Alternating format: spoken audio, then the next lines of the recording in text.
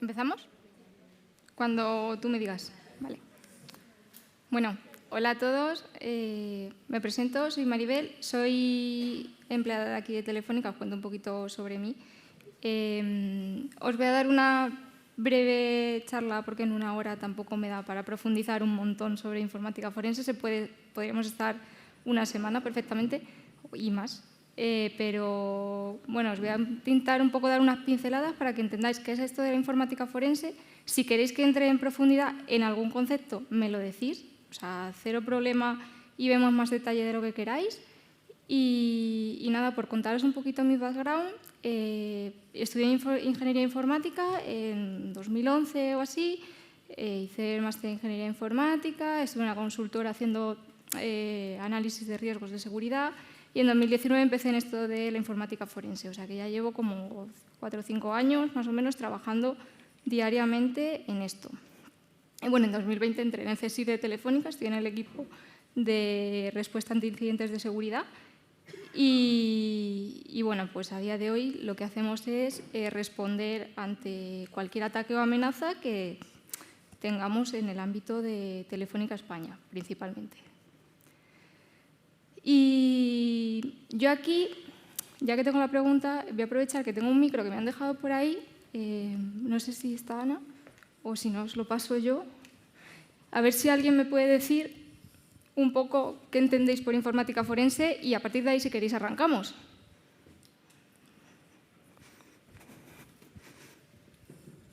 Buenos días, mi nombre es Isaac. No se está escuchando.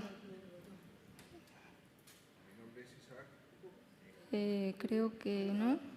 Vamos a ver. Ahora sí. Gracias.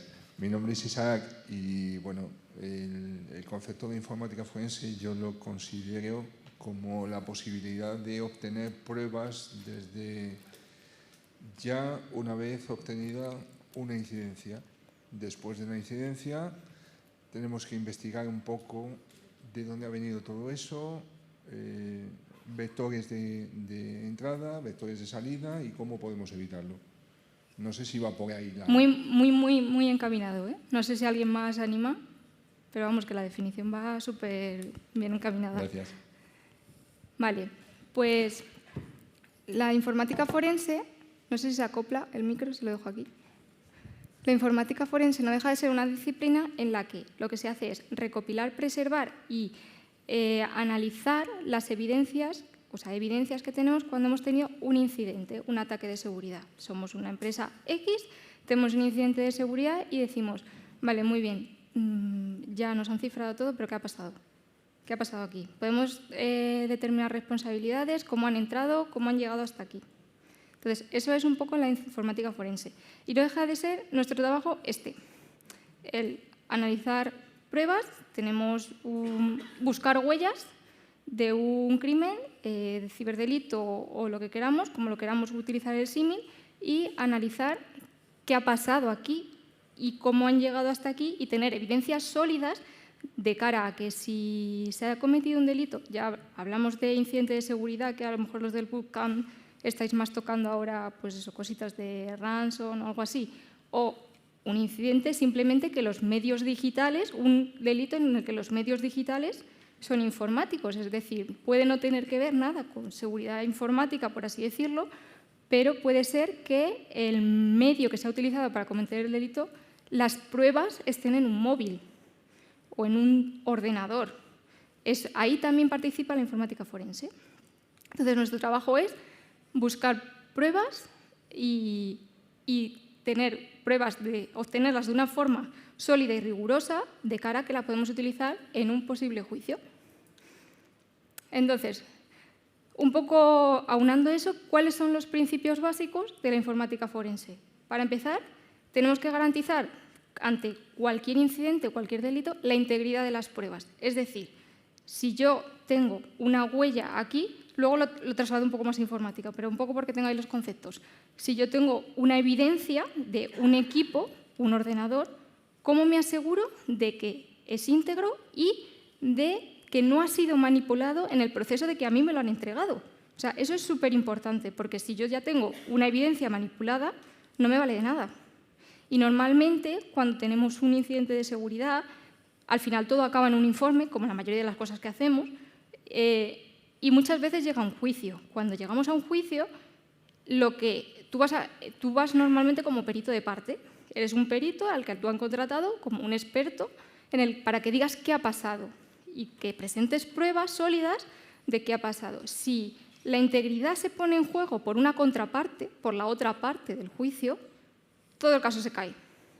Ya no sirve de nada. Entonces, la integridad es una cosa muy importante. La autenticidad, que lo que me están dando es verdadero. O sea, es decir, que si me están diciendo que el ordenador es de esta persona, este compañero, realmente aquí como peritos informáticos tenemos que desconfiar de todo. No se puede dar nada por sentado, porque muchas veces te dan una cosa simulando que es otra y pasa. Normalmente cuando estás en un entorno corporativo pasa menos, pero pasa. Confidencialidad. Solemos tratar con cosas bastante delicadas y bastante confidenciales. Los datos, a veces hay una fuga de datos de una empresa y esa información, si se filtra a prensa o en seguridad en general, cuando una empresa tiene un incidente de seguridad hay que tener mucho cuidado con qué se comenta y con quién se comenta. Y tener mucho cuidado con las conversaciones de pasillo, porque a veces estás comentando con un compañero algo que ha pasado, pero no sabes quién está escuchando. Y estas cosas acaban en prensa más veces de las que deberían. Legalidad, que estemos trabajando bajo la legalidad. Y esto lo he metido aquí, ¿por qué? Porque en algunas ocasiones creemos que una persona de la empresa está cometiendo un delito, está proporcionando información confidencial, a lo mejor a una empresa competidora.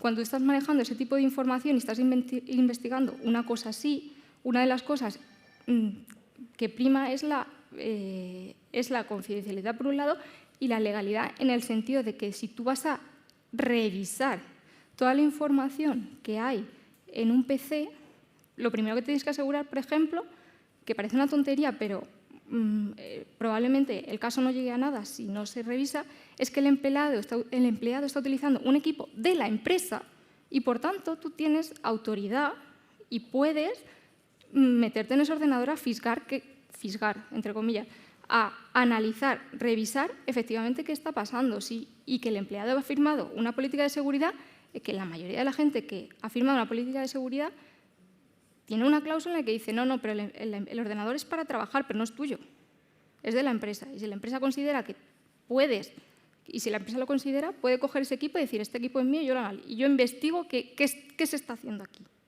Porque de la otra forma, si estás utilizando, tú no, como empresa, sin que intervenga la policía, las fuerzas del Estado, tú no puedes revisar el equipo de nadie.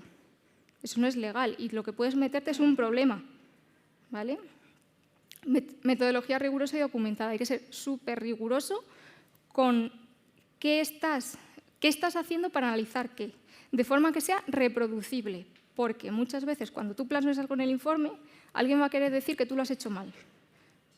Tú tienes siempre que pensar que todo lo que tú estás haciendo, alguien lo pueda intentar reproducir y saque los mismos resultados. Si salen 10 resultados diferentes, lo tienes que saber explicar, porque si no lo sabes explicar, probablemente te vas a meter en un problema y vas a tener que dar muchas explicaciones.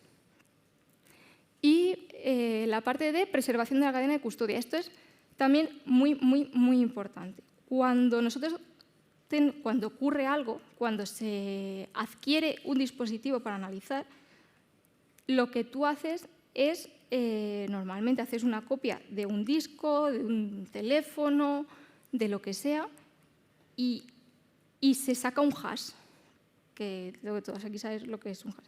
Se saca un hash. El hash es nuestra prueba de que cuando nosotros lo cogimos, esto estaba así.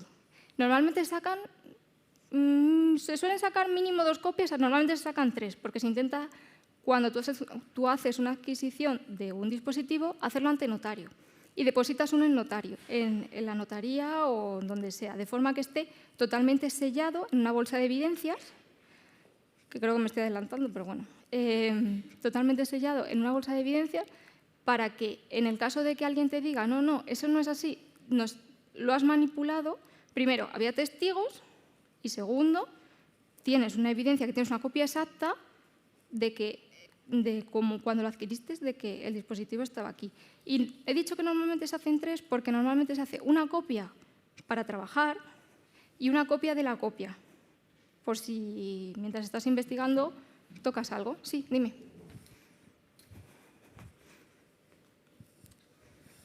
Con respecto a las... No se escucha el micro. No sé si pueden... Ya. Con respecto a las copias de seguridad, siempre que se saca una copia de cualquier dispositivo, queda una evidencia de esa copia, al menos en un sistema operativo normal. Imagino que utilizáis software especial que evita el modificar determinados parámetros de una unidad o... Sí. De hecho, aparte de... No solo se utiliza software especial, sino que normalmente... Me voy ahora un poco más adelante. Yo creo que era la siguiente diapositiva. La siguiente diapositiva, vale. Fase de la recopilación y preservación de la evidencia. Cuando nosotros hacemos una evidencia forense, lo ideal es que a nosotros nos den un dispositivo apagado para hacer una copia bit a bit. Cuando hacemos una copia bit a bit, normalmente no lo hacemos con un ordenador. Tú desmontas el ordenador y lo que haces es sacas el disco duro, lo conectas a una clonadora. Claro, utilizas una clonadora. Normalmente, creo que ahí es una Falcon, si no me equivoco. Entonces, lo que haces es conectas el disco duro y lo copias a otros discos sobre los que vas a trabajar. De esta forma, la clonadora lo que tiene está protegida contra escritura, de forma que no modifiquemos ni alteremos en ningún momento la evidencia. Y, bueno, incluso algunas de estas ya directamente te calculan el hash, te sacan un informito de las clonadoras un poco más modernas de cómo ha sido la cosa del hash de la copia, de a qué hora, a qué fecha, cuándo ha empezado. Puedes incluso sacar varias copias a la vez. O sea que lo ideal es hacerlo con una clonadora. Pero esto es en el caso de que tú tengas el dispositivo apagado. ¿Pero qué pasa si el dispositivo está encendido? Pues aquí, si el dispositivo está encendido y tienes acceso a ello, deberías hacer, en lugar de una copia física, que es lo que se está haciendo ahí, primero una copia lógica. Una copia lógica lo que te permite es copiar los ficheros, volcar el sistema de ficheros directamente a un disco. Y además de la copia lógica, deberías hacer una copia de la memoria RAM para obtener la información volátil. ¿Por qué? Porque en la memoria RAM hay mucha información que puede ser de mucha utilidad. Y además, si has conseguido adquirir la memoria RAM, imagínate que el disco al que estás intentando acceder, porque aquí nos hemos puesto en el mejor de los casos, tienes un disco y que no está cifrado. Pero si tienes un disco cifrado, ¿qué? Ahora ya no puedes acceder a la información. Si consigues acceder a la memoria RAM, en mi experiencia, el 90% de las veces puedes descifrar el disco en el momento que lo saques. La idea de hacer una copia física es porque cuando tú haces una copia física hay muchas partes del disco que en la copia lógica no tienes y en la que tú puedes hacer un carving, que no deja de ser una recuperación de ficheros, y obtener información que el usuario ha querido borrar. Normalmente cuando tú escribes en un disco, lo que haces son punteros que apuntan a dónde está la información. Cuando tú borras la información, no se borra realmente, desaparece el puntero, pero la información sigue ahí. Si ese espacio de disco no se ha necesitado, porque no ha vuelto a utilizarse el equipo o no se ha seguido utilizando, esa información es muy fácil de recuperar con un carving. Luego, también existe la opción de hacer una reconstrucción y obtener trozos de ficheros, que en un momento dado para alguna investigación podría ser útil. Pero normalmente con un carving básico ya te estás trayendo muchísima información que a lo mejor el usuario se piensa que lo ha borrado y está ahí. Vale, eso en el caso de que esté cifrado y en el caso de que esté... Y lo que ponía ahí caliente o frío, caliente normalmente cuando decimos que hacemos una adquisición en caliente significa que hacemos una adquisición lógica. Es decir, si a ti te dan un dispositivo, lo suyo es, si está encendido, hacer la adquisición cuanto antes para que no se borre información volátil. Y si está encendido, normalmente se denomina adquisición en caliente y hacerla de todos los elementos que tú puedas. La idea es adquirir toda la información que se pueda antes de que se apague el dispositivo. Una vez apagas el dispositivo, se vuelve a adquirir. O sea, realmente tú haces 2 copias de ese dispositivo. Y ahí sí que haces una copia bit a bit. Por si te has dejado algo que esté en el sistema, en la parte física del disco, y no la tienes en la adquisición lógica. Normalmente se compara, muchas veces no, pero hay información muy, muy, muy valiosa.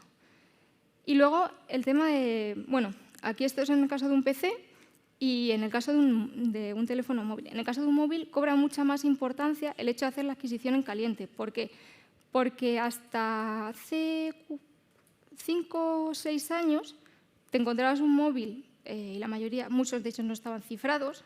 Por ejemplo, NIOS del chip A5 para atrás realmente era muy fácil adquirir la información aunque estuviera apagado. Código de desbloqueo, bueno, muy fácil. Si tenías software adecuado era relativamente fácil adquirir de esto. Si tenías, hay un montón, hay dispositivos que son como una caja negra que tú enchufas el disco y te craquean la password. Todo eso hasta hace unos años era muy fácil. Ahora cada vez es más complicado. Entonces, cuando tú tienes un dispositivo encendido, lo primero que tienes que hacer, lo primero es que no evitar las conexiones del dispositivo hacia afuera. Si o lo metes en una caja de estas de Faraday, o si no tienes caja de Faraday, lo metes, le quitas lo pones en modo avión. ¿Por qué? Porque algunos, no sé si alguien tiene iPhone, ¿sabes? Todos te permiten ya encontrar tu dispositivo y borrarlo remotamente.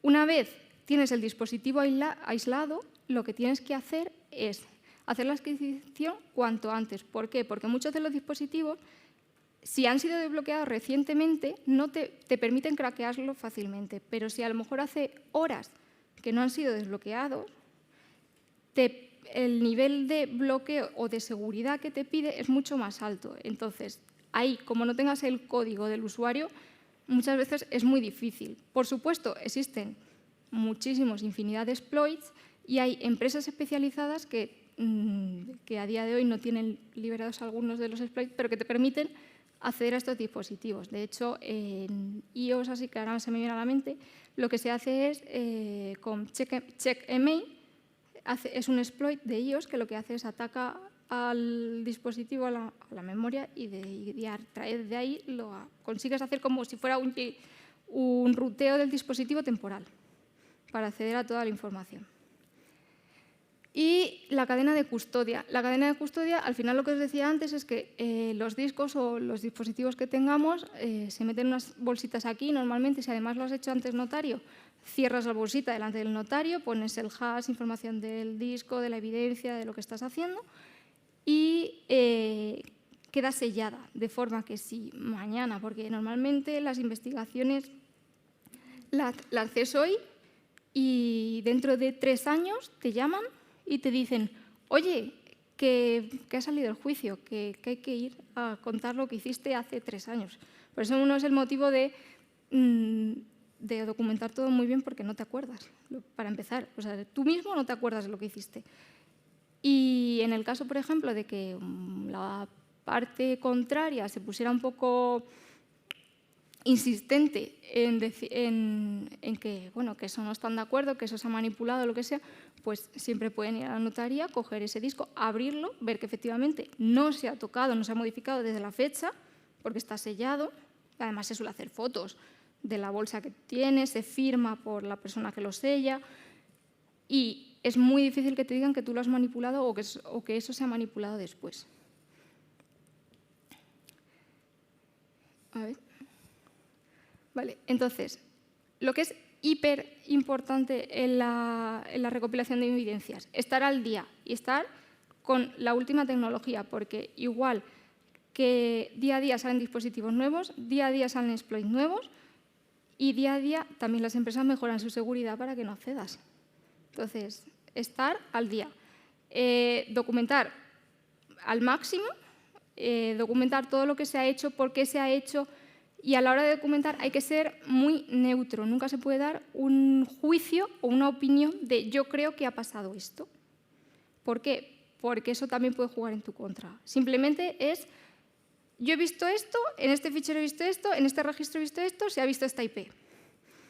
Evitar la contaminación digital en el sentido de que no manipulemos nosotros nuestra propia evidencia y por eso hay que tener varias copias de la evidencia original sobre la que no se trabaje. Ser muy rápidos para que no se nos borre la información volátil. Tener herramientas, por ejemplo, en el caso de los móviles hay Physical Analyzer de Cellebrite o muchas herramientas que te permiten que ellos mismos tienen los exploits. La verdad es que conectando el dispositivo permiten acceder a estos, o sea, darnos la opción de acceder a dispositivos que a lo mejor haciendo un backup normal no podríamos, y acceder al sistema de ficheros, porque al final los ficheros como tal no nos interesan tanto, muchas veces nos interesa acceder a la parte física del dispositivo. Y sobre todo, pues nosotros lo que hacemos mucho en el CSIR son muchos ciberejercicios, pues simulacros de que ha habido un incidente, de que hemos tenido un ransom. De hecho, tenemos un ciberejercicio dentro de poquito de que ha habido un ransom, de que ha habido un compromiso de un equipo y exactamente ver qué ha pasado. Esta es la parte más rollo. Ahora os cuento un poco ya un caso de incidente, porque al final. En cuanto al análisis y el examen de la evidencia, pues lo primero, cuando tienes una evidencia digital, recuperar los datos borrados en el sentido de que toda esa información que el usuario ha podido querer ocultar o un atacante ha querido poder ocultar, la podamos recuperar, indexar los datos para poder hacer búsquedas fáciles, análisis de los metadatos que muchas veces se olvidan y en los metadatos de los ficheros encontramos pero muchísima información de localización, de quién lo creó, y esto nos puede dar mucha información de dónde viene, incluso si incluso si viene de algún grupo reconocido o algo similar. Análisis de logs y registros. El registro de Windows es vuestro mejor amigo, en el caso de Windows. En Linux, el Bash History, y hay un montón de ficheros que nos permiten obtener mucha información. Y en el caso de Android y en el caso de iOS, sobre todo, acceder a las bases de datos, tanto propias de los dispositivos, porque la mayoría, por ejemplo, pues tiene muchas bases de datos SQL, PLIS. O sea, al final es ir por base de datos teniendo el foco de lo que estás buscando, porque es muy fácil perder el foco entre tanta información, y analizar exactamente pues, ciertos registros. Depende mucho del caso que estés analizando. Pues si tú estás analizando un acceso remoto a un equipo, evidentemente lo primero que vas a hacer es mirar los eventos de Windows de acceso remoto y ver si ha habido una conexión a un puerto, ¿sabes? Entonces, esa es la idea un poco, depende del caso que estés analizando. Análisis de las imágenes, en el caso de que sea relevante para el caso, muchas veces no lo es. Y interpretación y presentación de los resultados, que es hacer el informe, que es la parte más rollo, pero al final hay que hacerlo. Y utilizamos herramientas como Magnet, que es de pago, Event Log Explorer, que si no lo conocéis es mucho más amigable que el visor de eventos de Windows, pero muchísimo más amigable, y además os permite hacer búsquedas, filtrar. Autopsy, que es una herramienta open source que es del estilo de Magnet, te permite obtener información y tiene muchos módulos en Python, de hecho, que se pueden programar y te permite utilizar muchos módulos para pues, buscar cierta información o que está ahí muy escondida sin tener que ir ficherito a fichero, por así decirlo. Además, también creo que te permite hacer carving. Autopsy creo que tiene un módulo de hacer carving, sí. Y luego, en el caso de que estemos investigando eventos en un SIEM, porque también puede ser que estés investigando eventos en un SIEM, por ejemplo, Splunk te permite, he puesto uno, pero hay muchos, te permite hacer búsquedas en ese mar de información que tienes de una forma pues, parecida a lo que podría ser un SQL. ¿Vale? Y interpretación y presentación de los resultados, que es la generación de informes, y en el caso de que te llamen, que no siempre es necesario, ir a juicio a contar pues, qué has visto, qué no has visto, que simplemente sentarte delante sentarte allí en el juzgado y decir, vale, pues te harán preguntas, el abogado te hace preguntas, oye, ¿qué ¿qué has visto aquí? ¿Por qué se ha visto aquí? Pero eso a esa hora no puede corresponder. Pues simplemente tú, que si has hecho un trabajo riguroso, sabes perfectamente lo que has hecho, lo que ha pasado, y es defenderlo. Tipos de evidencia, pues tienes archivos y documentos, correos, registros de actividad, mensajes de texto y chat. Cuando hablamos de correos electrónicos, normalmente tú en un disco lo que te encuentras es un OST o un PST. Lo que tienes que hacer luego es descomprimir ese fichero de cara a que lo puedas luego indexar. Creo que tengo alguno más. Sí, de cara a que luego lo puedas indexar y puedas hacer algún tipo de búsqueda, porque si te tienes que mirar los 25.000 correos que tiene el usuario, pues a lo mejor te vuelves loco y dices, mira, pues no. ¿Vale? Pero normalmente lo que se hace es que se indexa y se buscan ciertos patrones. Tú tienes un rango temporal. O sea, aquí tienes que partir de una hipótesis de qué ha pasado. ¿Vale? Y bueno, desafíos y consideraciones técnicas, el tema de la privacidad de los datos y adquisición de las pruebas de forma legal. Eso de forma legal es importante porque luego te lo pueden tirar. En el caso de que no sea de forma muy legal, a lo mejor no es tan buena idea dejarlo documentado. Tenemos 3 tipos de herramientas. Las de adquisición. Normalmente pueden ser herramientas que tengamos el dispositivo físico, como la clonadora que hemos visto antes. Herramientas que sean una herramienta de adquisición, que puede ser una herramienta software, como puede ser Magnet, que lo he puesto antes, Cellebrite también te permite adquirir, que simplemente lo que haces es conectas el dispositivo que vas a adquirir al PC. Te tienes que asegurar y debes documentar que has hecho un bloqueo contra la escritura del dispositivo para no alterar la evidencia. En el caso de que se altere, también hay que dejarlo documentado, porque si se altera, que se sepa por qué, cómo, cuándo y que se ha hecho con conocimiento de causas, porque hay veces que no hay más remedio que alterar la evidencia. Y luego, por otro lado, tenemos herramientas de recuperación de datos que, aunque muchas de las herramientas de análisis hacen muy buen trabajo en cuanto al hacer un carving, hay otras herramientas como Recuba o herramientas similares que te permiten hacer un carving un poquito más exhaustivo y no quedarse solo en que se ha borrado el puntero del índice, que es lo que suelen hacer las herramientas de análisis, sino a recuperar partes de ficheros, incluso tratar de reconstruirlos, y luego las herramientas propias de análisis, que son tus mejores amigas si no quieres morir en un mar de eventos, registros de Windows y de información. En el caso de que tratemos de malware, es algo un poco más diferente. ¿Por qué? Porque normalmente cuando hemos tenido un incidente por malware, lo que se suele hacer es, lo primero te ha saltado alguna alerta, seguro. Y si ha saltado alguna alerta, lo primero que haces es mirar qué ha ocurrido. Si no te ha saltado alguna alerta, ya tienes un problema más gordo todavía. Mirar qué ha ocurrido. Normalmente, cuando tú haces una investigación forense, vas tirando para atrás. Lo que intentas hacer es ir tirando del hilo. Entonces, haces un análisis del registro de la actividad, de ahí vas viendo pues, si ha habido una escalada de privilegios, si ha habido un movimiento lateral, si ha habido pues, lo que sea. En el caso de análisis de malware, si encima consigues obtener la muestra, porque muchas veces no sabes muy bien qué ha hecho, lo ideal es hacer un análisis del malware o estático o dinámico. En el caso de un análisis del malware dinámico, lo que se suele hacer es subirlo a una sandbox, o si tienes una sandbox, ejecutar el malware en las mismas, en un host que sea lo más parecido y que esté configurado de la forma más similar al equipo que está infectado, de cara a ver exactamente qué conexiones hace,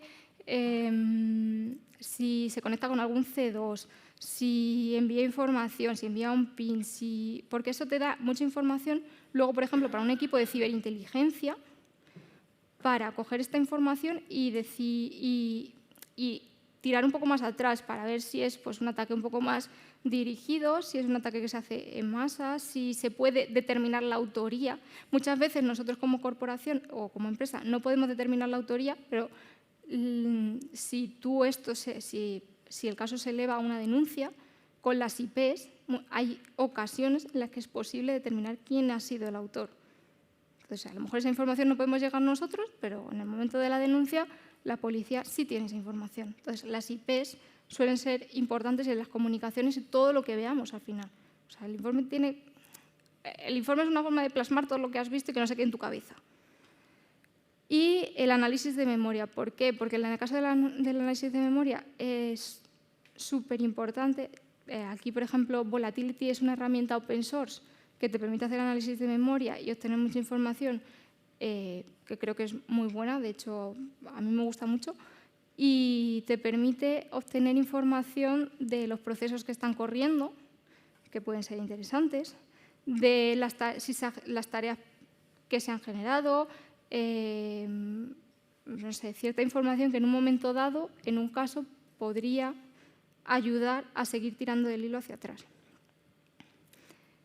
Entonces, por poner un ejemplo, tenemos un caso, imaginar que tenemos un caso.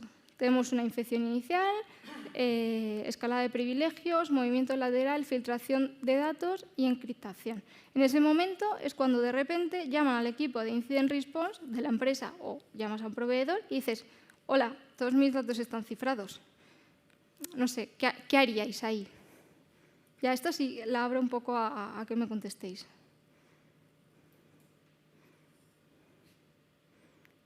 Vale cualquier respuesta, ¿eh? Podéis salir corriendo, también vale como respuesta. Vale, en este caso, lo primero que hay que hacer es, si se ha encriptado una máquina, aislarla para que no siga encriptando. ¿Por qué? Porque si podemos acotar el daño, mucho mejor. En el caso de que hayamos tenido una infección similar, normalmente lo que hacemos es ir tirando hacia atrás. Puede ser que tengamos una... De hecho, lo había puesto para adelante, pero lo voy a tirar hacia atrás. Lo más habitual es que tengamos una nota de rescate tipo así, en el escritorio. No sé si alguno lo ha visto alguna vez. ¿Alguna? Pero mi pregunta ahora mismo, ¿tú ya has recibido la encriptación de una máquina? Sí. Con la velocidad de encriptación que tiene ahora mismo un ransomware, por ejemplo. Espera, te dejo el micro porque no sé si se escucha, sino como lo están retransmitiendo en streaming. Vamos a ver, con la velocidad de encriptación que tiene cualquier software ransomware ahora mismo, ¿cómo podemos aislar una máquina, a no ser que sea simplemente tirando el cable de red o desconectando la wifi? En cuanto tú te has querido dar cuenta y está encriptada una, es posible que ya tengas la semilla de eso en toda tu red y será cosa de segundos. Normalmente, ¿Cómo evitamos? si la empresa ha hecho bien sus deberes antes, tendrá muchas cosas automatizadas. Y en el momento en que se empiece a detectar un patrón de encriptación en la que se están replicando ficheros con una determinada extensión, se debería aislar automáticamente. Que tenga, por ejemplo, un EDR o alguna cosa que detecte esto y bloquee esa máquina. Normalmente, sí, con un EDR se puede aislar. Hay muchas formas. O a través... Suele ser lo más habitual es un EDR o a través de políticas que tengas de red. ¿Vale? Cuando pasan estas cosas, suele saltar una alerta y si la alerta suele detonar, cuando hablo de saltar una alerta, no es que salte una alerta y al día siguiente la persona de turno abre el correo y dice, ostras, ayer saltó una alerta. Normalmente se tiene un teléfono de guardia al que le salta la alerta, le llaman. Y si no lo coge, le salta a su jefe. Y si no lo coge, le salta a su jefe. Así hasta que lo coja alguien. Entonces, normalmente se actúa rápido. No suele ocurrir. Pero bueno, imagínate que tienes todo cifrado. No te preocupes. Imagínate que tienes todo cifrado. Pues en ese caso tienes dos problemas. Uno, recuperar el estado en el que estabas y que probablemente se te han caído tus servicios.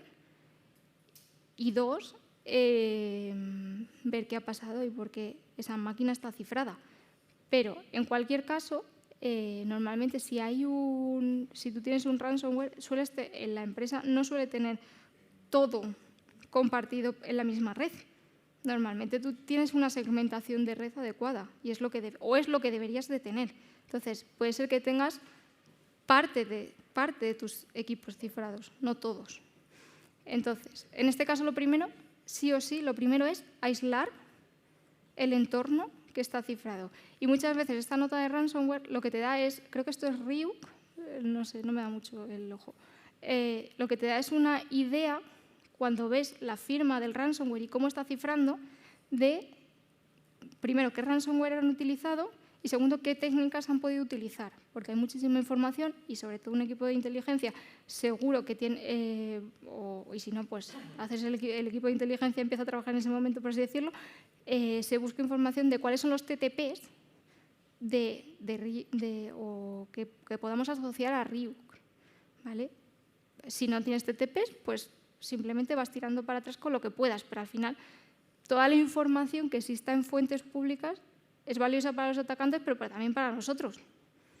Entonces, aislar los equipos. En este caso, si vas tirando para atrás, muchas de las veces no se puede descifrar el equipo, se puede recuperar haciendo un backup, pero tú lo primero que haces es una copia forense, harías una adquisición del equipo encriptado antes de recuperarlo, para tener una máquina con la que trabajar. Porque obviamente tú no puedes estar trabajando 2 semanas y que la empresa esté de brazos parados, o sea, cruzados. Entonces, la idea es hacer la adquisición y una vez ahí empiezas a trabajar, ver qué ha pasado. En este caso, si vas tirando para atrás, podrías ver que justo antes de encriptar la máquina, si buscas y no te centras solo en la encriptación, también se ha hecho una subida de ficheros. Aquí he puesto mega, pero vale cualquier nube, un servidor X, el que sea. Es muy importante saber qué se han llevado.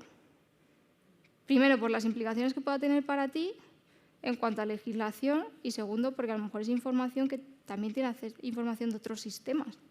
A lo mejor hay que revisar si tenemos un agujero de seguridad, si tenemos un usuario, root, password, root, y ahí pone exactamente la IP a la que tienes que acceder con esas credenciales, pues podría ser un problema. Hay que ver qué se han llevado. Seguimos tirando para atrás y dices, vale, pero es que esto es un servidor, es un domain controller y aquí, ¿cómo han llegado aquí? Tienes que intentar buscar si ha habido una escala de privilegios, si ha habido un movimiento lateral, si ha habido un movimiento lateral, desde qué máquina, cuál es el vector de ataque, cuál es la víctima. Al final, un ataque no deja de ser, la mayoría de las veces, un ransomware empieza así, en un correo de phishing, que le ha llegado un usuario. Y el usuario pues está esperando un paquete y ha metido sus credenciales. Aquí pone un paquete, pero a lo mejor pone cualquier otra cosa. Entonces, normalmente, si el usuario está esperando un paquete, ahí viene un archivo adjunto, creo que esto ejecutaba un .exe, si no recuerdo mal. El usuario muchas veces no es consciente del que eso se está ejecutando por detrás y tú estás abriendo, pues tienes que saber qué ha pasado. Primero, para ver si ha habido un acceso a un backdoor. Si simplemente el malware ha hecho copia y filtración de información. No sé, las posibilidades es que son muchas.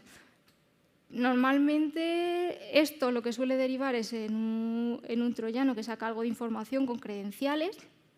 Estas credenciales se suelen revender en la Deep Web.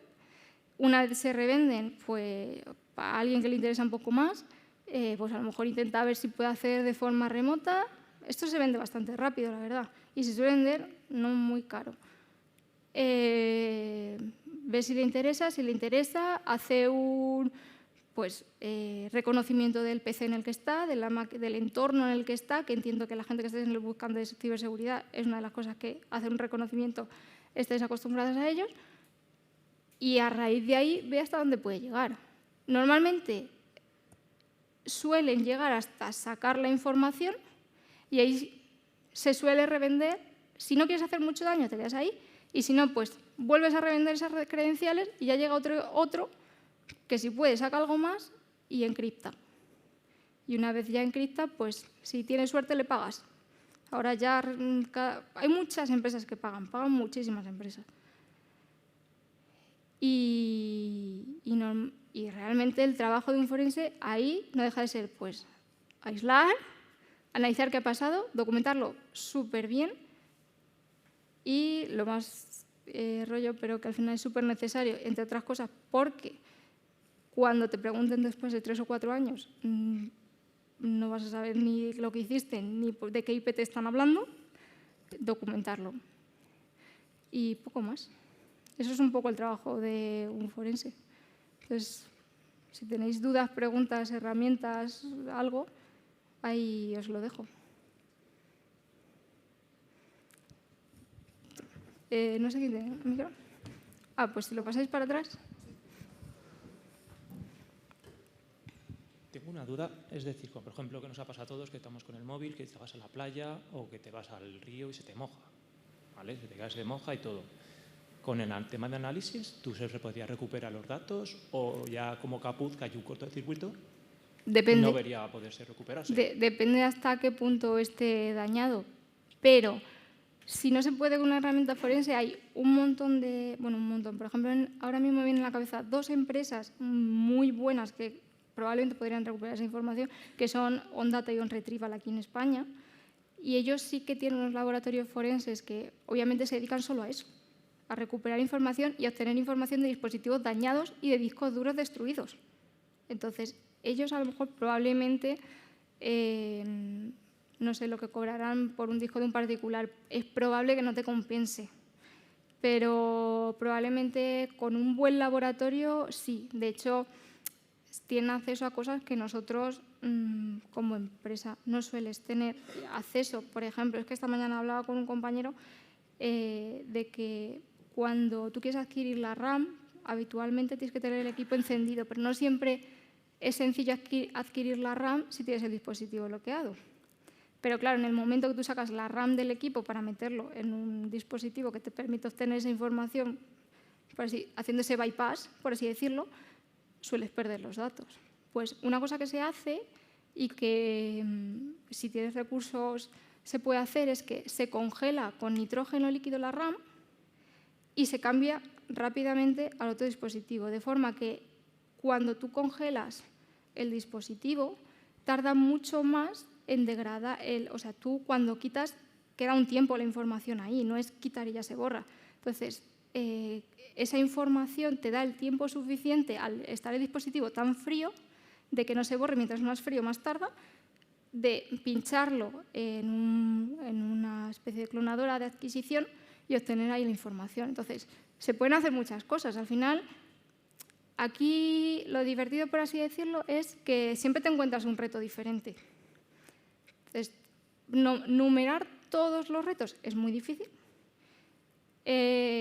pero cosas así, pues a lo mejor aquí no tenemos un laboratorio que nos pueda permitir hacer eso, pero ese tipo de empresas o gobierno, empresas CSIC, algo así, pues entiendo que sí tienen esa maquinaria que vale mucho dinero, pero puede ser muy, muy, muy útil en casos, yo qué sé, ahora mismo no se me viene ninguna a la cabeza, pero que podría ser muy útil. Muchas gracias. ¿Más preguntas, dudas? Para adelante.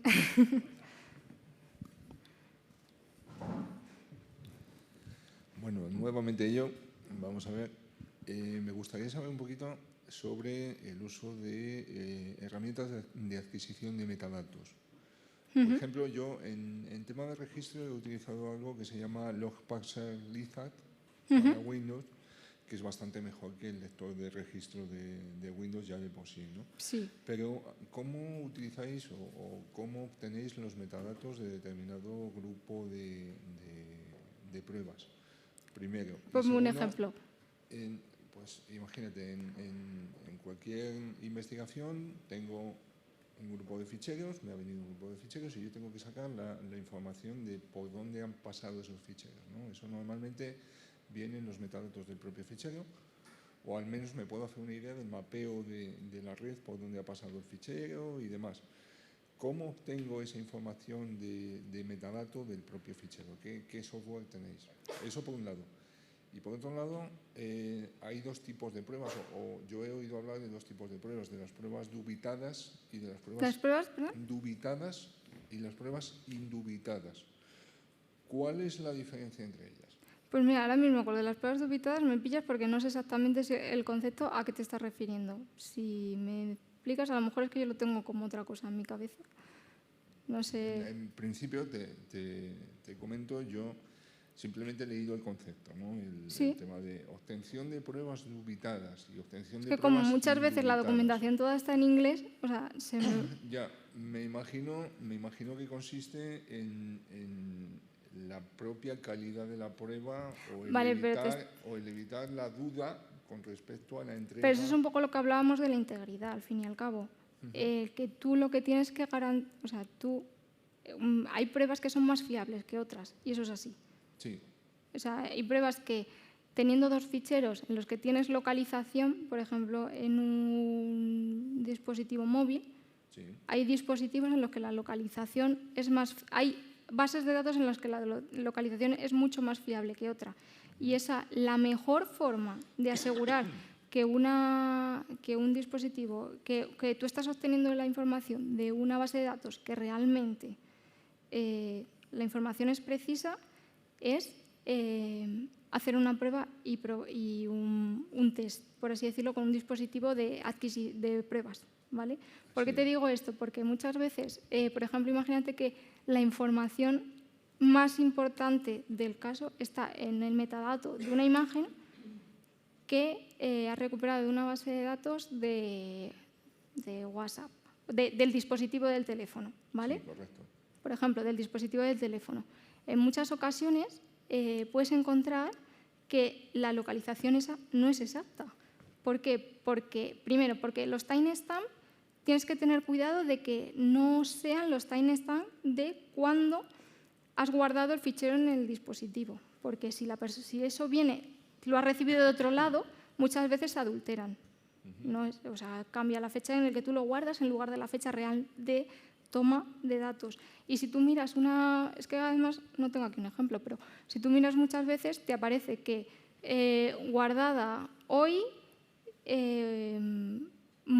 última vez accedida tiempo atrás o algo así. Entonces, cuando tienes esas discrepancias en fechas, es cuando tienes que decir, vale, no me fío 100% de esto.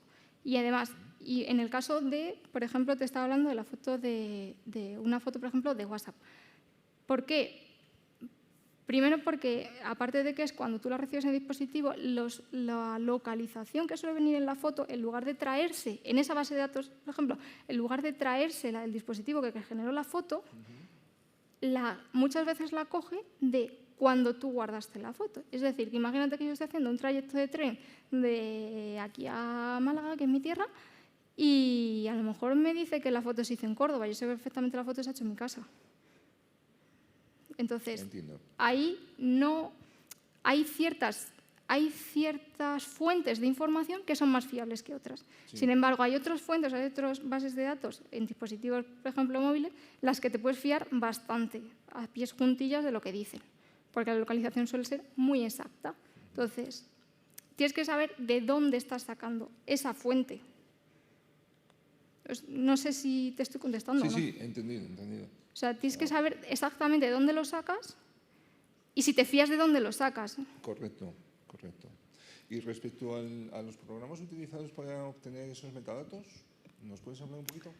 Realmente, lo que más utilizamos nosotros es Action Cyber, que es una herramienta de pago, que al hacer una copia bit a bit sí que se trae todos estos metadatos y te hace un procesamiento muy interesante en cuanto a que te da toda la información, pero bueno, al final hay muchas herramientas y tipo línea de comandos, yo que sé, gratuitas, SIF Tool no hacen mal trabajo, pero no es igual.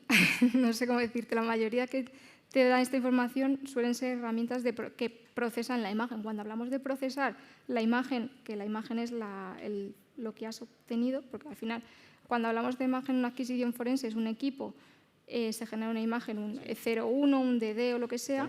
Estamos hablando de la imagen como bloque de datos. Como bloque de datos. Cuando tú procesas la imagen, a lo mejor una imagen puede tardar en procesarse días. O sea, el procesamiento de los datos no es decir, venga, lo meto aquí y ya me sale. No, es que a lo mejor lo pones un viernes y el lunes cuando llega no ha acabado. Sí, está claro. Nosotros usamos mucho Magnet, si te sirve.